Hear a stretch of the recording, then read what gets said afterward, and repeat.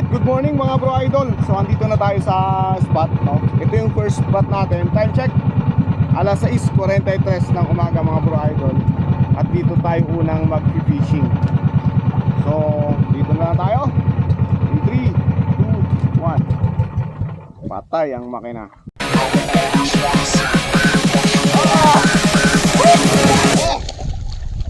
Bye-bye! Ingat ka dyan, maraming pating dyan. Okay, so dito tayo mag-fishing. At sana makaswerte tayo. Well, tama naman yung spot, no? Sabi ng mga taga Marinduque, yung timaan sa bundok, itatapat lang doon sa kabilang bundok, no? So, approve, timaan mga bro idol. Pero titingin pa rin ako dito sa aking Navionics kung sakto. Sakto mga bro idol. So hindi pa malabo yung mata ko. Okay, let's go fishing mga bro idol. At bago ako mag-fishing mga bro idol, ay kailangan mo nang naka-uniform ng jersey. Para sa ganoon, hindi masunog yung ating balat, no? Dahil kung masusunog yung ating balat mga bro idol, ay magmumukha tayong balat kalabaw. Alright, so bibihis muna ako. Tapi may jersey mga bro idol para panangga sa panangga sa init. So yung jersey ko nandiyan sa loob ng aking tackle box. Kasi kanina nagbuhat ako ng bangka ng bangka sa init. So ginago ko muna yung jersey ko. Alright. Sakto mga bro idol, may dumating na jersey. At ito yung isusuk ko ngayon. Yung jersey galing ng Cebu. Yeah mga bro idol, power mga taga Cebu. Yes, may pinadalang jersey sa akin si bro idol Punky Roca ng Fish Thrill, no? Yung gumagawa dyan ng jersey dyan sa Cebu. So pinadalhan ako ng jersey. Personalized to mga bro idol. So kung alala nyo, umattend ako dun sa Hinunangan, yung jersey na provided ng Hinunangan Jiggers ay si Punky Roca din ang gumawa. Si Fish Thrill din ang gumawa, no? So ito na mga bro idol, tananan! Wow, kulay blue. Nice color. Nice color. Kulay blue. Right? So plastic, huwag itatapon sa dagat mga bro idol, para sa ganun ay huwag dumami yung basura. Wow! Ganda! Ganda! Right, so dito sa likod mga bro idol, nandyan yung logo ko. Richard Mulay Fishing, Sibuyan Island. Okay? Tapos dito sa harap nakalagay yung yung parang watermark lang ng aking fishing photo. Tapos nandito nakalagay Fish Thrill, no? Tapos sa likod din may Fish Thrill din mga bro idol. Ayan. So ayos. Suot natin. Size mga bro idol, large. Okay, large. So nakalagay dito, may etiketa. Yan, comfort and style Fish Thrill custom fishing apparel, no? So si Fish Thrill apparel ang gumawa po nito mga bro idol, all the way from Cebu. Size large. Buhatin na natin yan. Right. Parang ang comfy isuot mga bro idol, magaan siya. Iba yung pagka dry fit niya, oh. Parang nga siyang see-through. Ito maganda sa mga sa mga angler. Kasi pagka ganito mainit, kailangan yung damit mo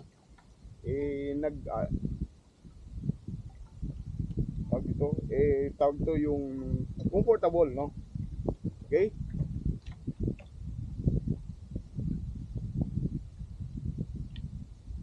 Oh.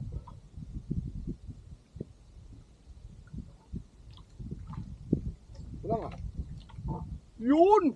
Sakto lang mga bro idol. Ganda ng fit. Ganda. Ito rin ang gusto ko sa mga fishing jersey mga bro idol. Meron siyang parang sintas. Yan, sintas.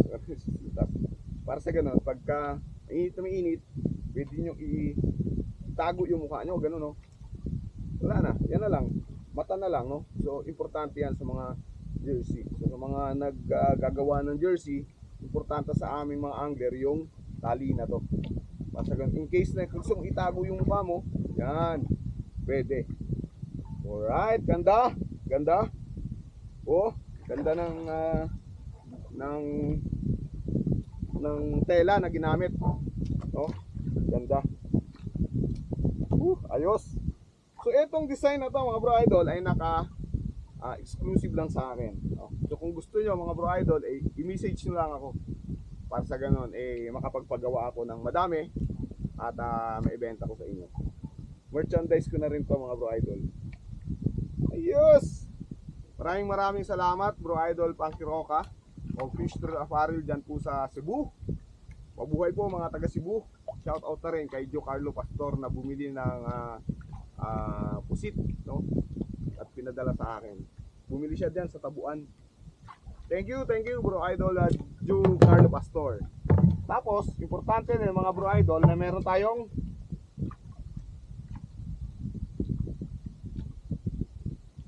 sombrero, fishing cap. Yan. Tapos importante din meron tayong cellphone holder. Importante yung cellphone pagka nag-fishing yan. So yung cellphone holder ko at saka yung cap ko binili ko sa Decathlon. Okay. Tapos importante din mga bro idol, meron tayong sunglasses pang depensa sa araw.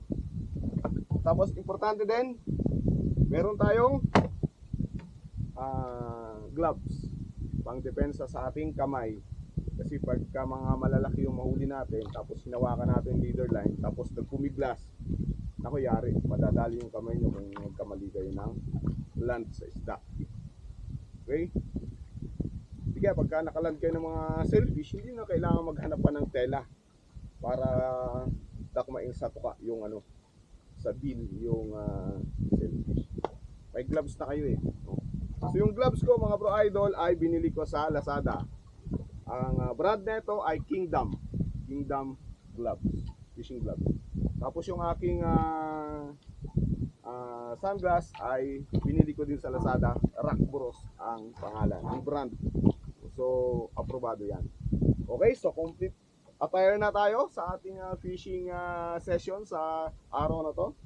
Meron akong jersey galing kay Punky Roca of Fish Trail Apparel ng Cebu.